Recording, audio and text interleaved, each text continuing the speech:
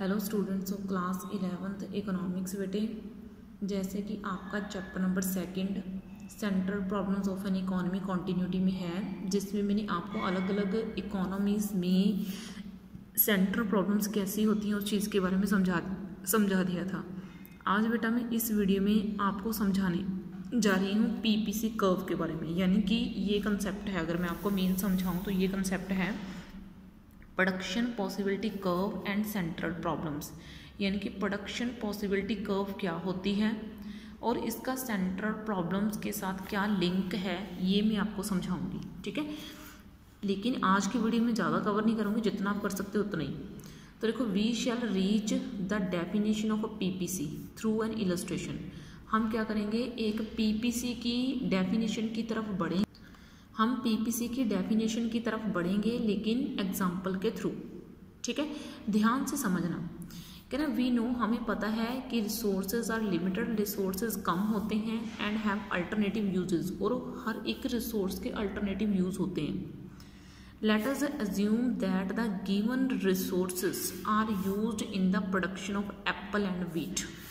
कहना let us assume, कहना मान के चल पड़ो कि जो गिवन रिसोर्सेज हैं, हमें रिसोर्सेज दिए गए हैं, हम हमारे पास जो भी रिसोर्सेज हैं उससे हम एप्पल एंड व्हीट दो का प्रोडक्शन कर रहे हैं।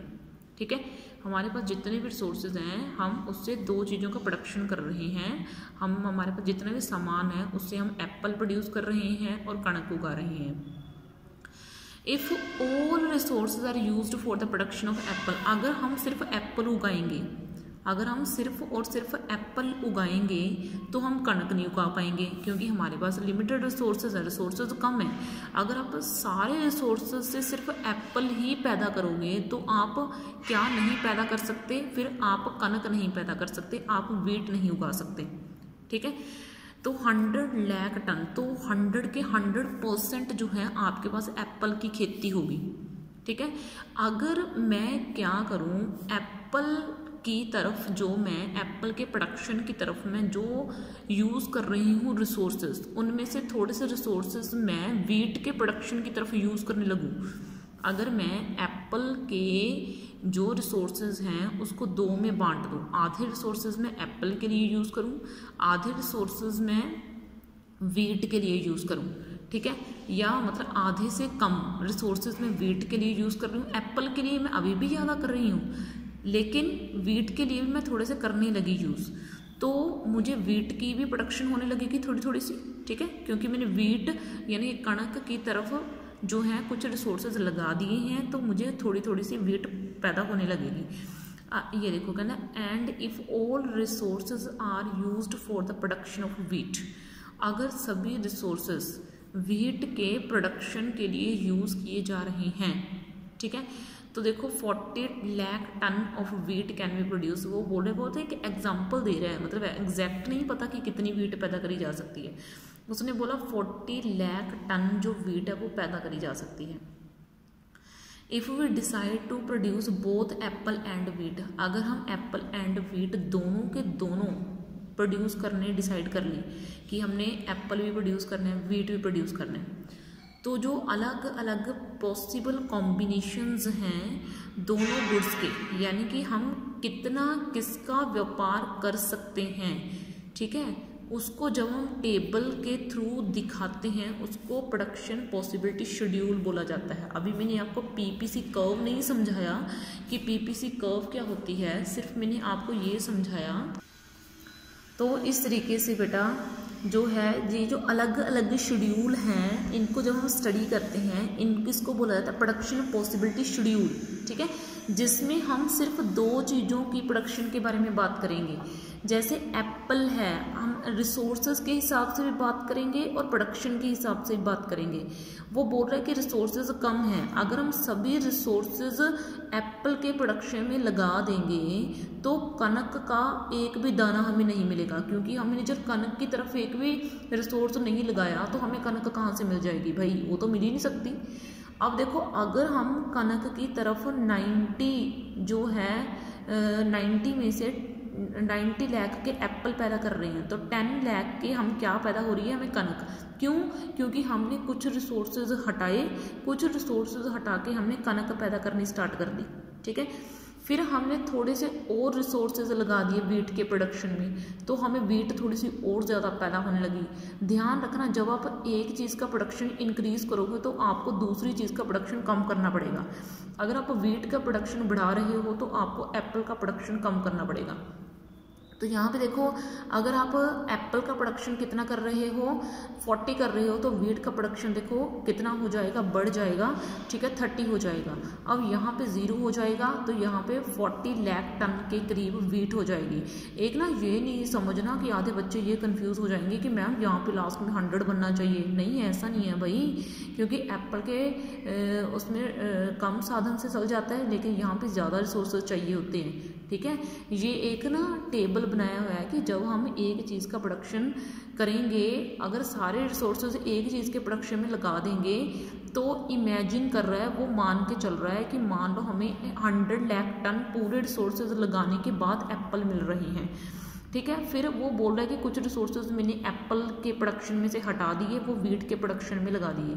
ठीक है, तो इतनी मुझे जो है वो वीट मिल रही है। ठीक है, तो इस तरीके से वो ना, ये एक एलोकेशन है, ये एक बंटवारा है रिसोर्सेज का, कि हमें किस तरीके से रिसोर्सेज लगाने चाहिए कि हमें ये अलग अलग कॉम्बिनेशन मिल जाएं। अगर मुझे ये कॉम्बिनेशन चाहिए तो 70 लाख जो है मेरे पास टन के करीब एप्पल हो जाएंगे, और 20 लाख टन के करीब मेरे पास वीट हो जाएगी। मतलब ये कॉम्बिनेशन है प्रोडक्शन के, कि आप अपनी मर्जी से कोई भी कॉम्बिनेशन चूज कर सकते हो। और ये जो टेबल इस कॉम्बिनेशन को दिखाता है, उसको बोलते हैं प्रोडक्शन पॉसिबिलिटी शेड्यूल। ठीक है, क्या बोलते हैं उसको? Production possibility schedule.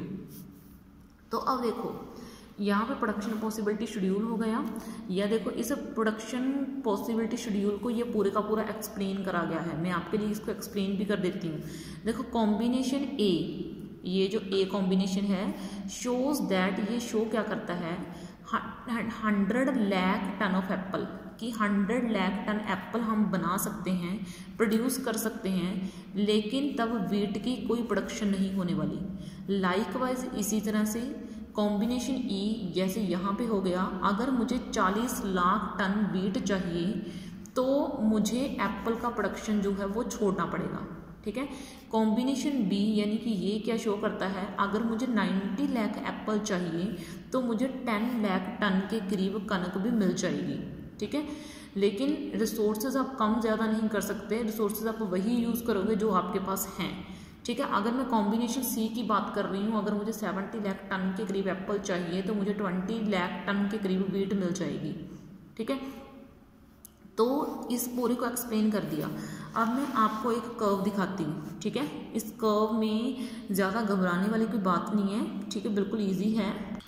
तो देखो बेटा, मैं आपके लिए जो कर्व है वो बना रही हूँ। ठीक है, फिर मैं आपको बना के दिखाती हूँ बेटा।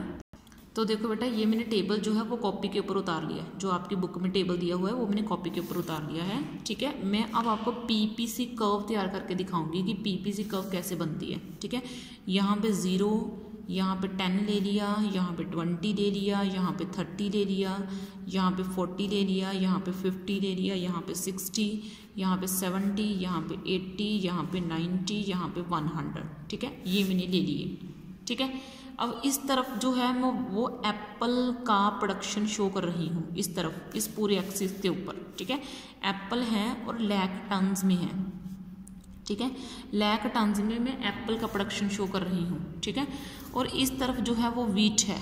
ठीक है, इस तरफ मैं कनक का करूँगी, कनक भी लाख टन्स में है।